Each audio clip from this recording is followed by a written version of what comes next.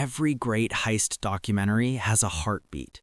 Ours is this: two ordinary guys, one impossible night, and 35 years of silence. We open in a party, we end in an empty frame.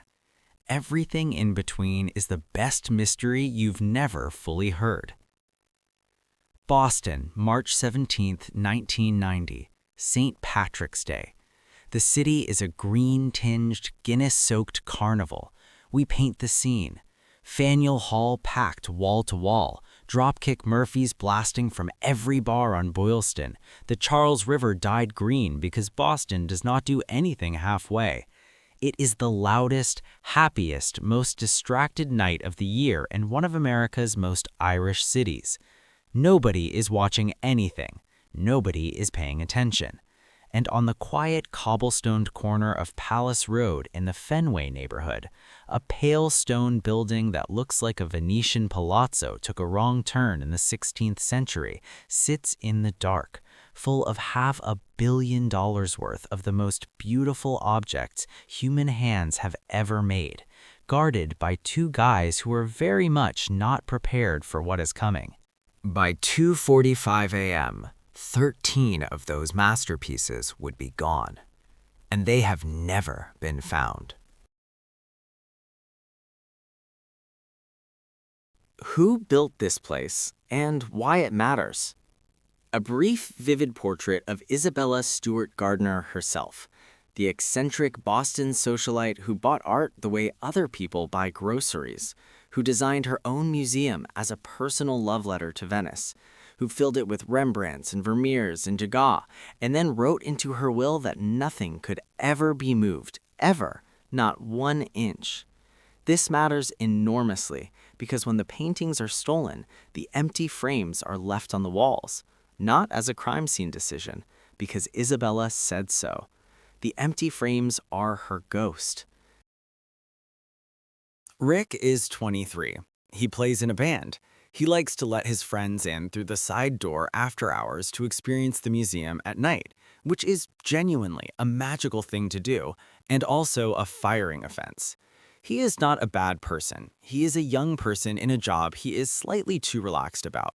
We establish his routine, his personality, his habit of propping open the side door for some fresh air on slow nights. The audience should feel genuine fondness for Rick, because what's coming is not his fault, but it is also a little bit his fault, and that tension is everything. The Human Angle, Part 2. Randy is the other guard, quieter, more by the book, but also, tonight, alone in a museum with a colleague who is 23 and has questionable door-propping habits. We spend less time with Randy because history spent less time with Randy, but we give him his due. Two guys, one building, 11 at night to 7 in the morning. It's a long shift. They were not expecting company. 1:24 a.m., the inciting moment. Two men in police uniforms knock on the side door. They say there's been a disturbance. They say they need to come in. Rick buzzes them in because they look like cops and because it's 1:24 a.m. on St. Patrick's Day in Boston and a disturbance call is completely plausible, and because Rick is 23. The heist itself, beat by beat. The thieves handcuff Rick and Randy to pipes in the basement, separately so they can't help each other, and then they go to work. We track the 81 minutes room by room, the Dutch room first, then the short gallery, the blue room.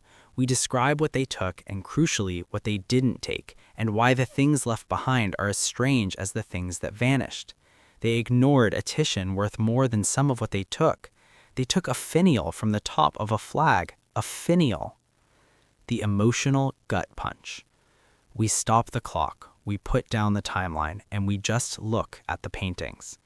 Rembrandt's The Storm on the Sea of Galilee, his only seascape, the disciples terrified, one figure in the back looking directly out of the canvas at you, and that figure is Rembrandt himself. Vermeer's The Concert, one of only 34 Vermeer paintings in existence, a woman at a harpsichord, light coming through a window, a world so still and perfect it makes your chest hurt. The exit and the aftermath. The thieves leave. Rick and Randy are found in the morning by the next shift. The police arrive, the FBI arrives, and then someone has to walk through the Dutch room and look at the empty frames, still hanging on the wall because Isabella said nothing could be moved, and understand what has happened. 35 years and counting. The FBI's investigation, what they found, what they followed, and why it went nowhere. The reward, $10 million, the largest for stolen art in history, currently unclaimed.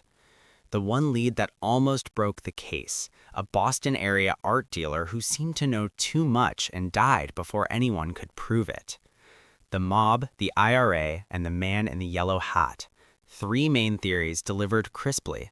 The mob angle, specifically the New England crime family, and whispers that the paintings were used as loan collateral, passing between criminal hands like very expensive poker chips.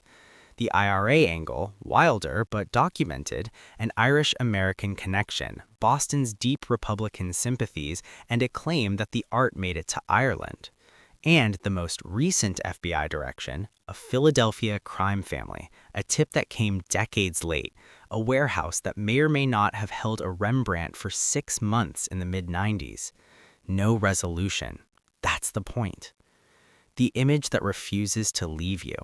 We return to the museum, which you can visit today, where the empty frames still hang on the walls, gold leaf and carved wood holding nothing but the faint ghost of what was there. Isabella's rule, still honored. We describe what it feels like to stand in the Dutch room and look at a Rembrandt-shaped hole in the world. We talk to the museum's stated belief, still maintained, that the paintings will come back. The ransom line stays open, the frames stay up. The FBI believes the paintings still exist. They believe they've been in the Philadelphia area. They believe someone, somewhere, knows where they are. And here's the thing, that someone might be watching this video. We close with the reward, $10 million currently active, the tip line, and a final meditation on what it means that the greatest art theft in history remains completely, perfectly, maddeningly unsolved. Last image, the concert. A woman at a harpsichord, light through a window, waiting.